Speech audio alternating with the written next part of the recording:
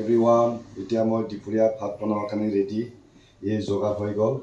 এতিয়া কুকাৰৰ চাউল দি ৰেডি। জ্বলালোঁ গেছ, এফালে তেল গৰম কৰিলোঁ, এফালে পনীৰ, বিলাহী, আলু একেলগে হ'ব। পিঁয়াজ জলকীয়া কাটি থৈ দিলোঁ, এইটো পিঁয়াজ জলকীয়া আৰু পনীৰ মছলা। এতিয়া মই বনাবৰ কাৰণে ৰেডি, চুৰ কৰোঁ আৰু বনোৱা আজি লওঁ। তেল গৰম হৈ গ'ল।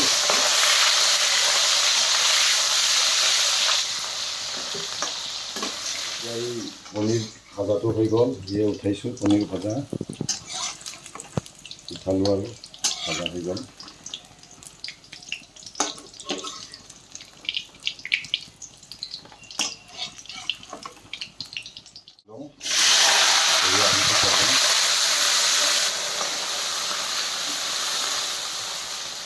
মই আলু ভাজাও হৈ গ'ল, আলুটো ভাজি ল'লোঁ।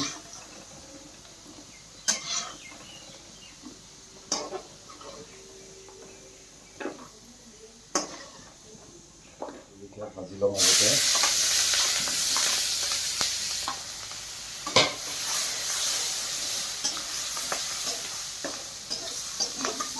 পিঁয়াজ জলকীয়া ভাজা হৈছে, এতিয়া আকৌ বিলাহীটো গুড়াকৈ ভাজি ল'ম। বিলাহীটো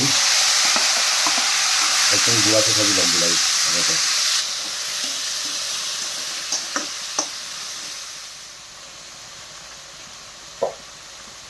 ৰং গুড়া দি ল'ম,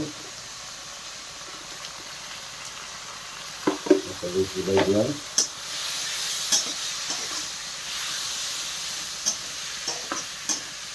বিলাহীটো গুড়াকৈ ভাজি ল'লোঁ আৰু লগতে আলুটো ভাজি ল'ম বিলাহীৰ লগতে।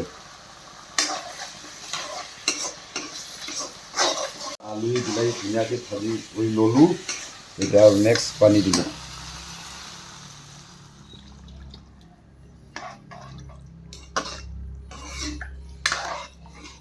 বিলাহী আৰু আলু পূৰা তৰকাৰীটো উতলি আছে।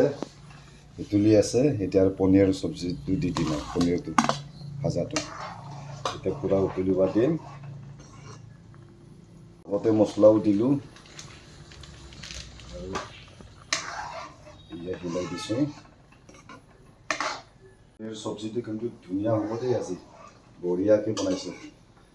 খাবলৈ কিন্তু বহুত টেষ্টি হ'ব। পনীৰ চব্জি পূৰা উতলাই আছোঁ, টুপ টুপকৈ বনাম।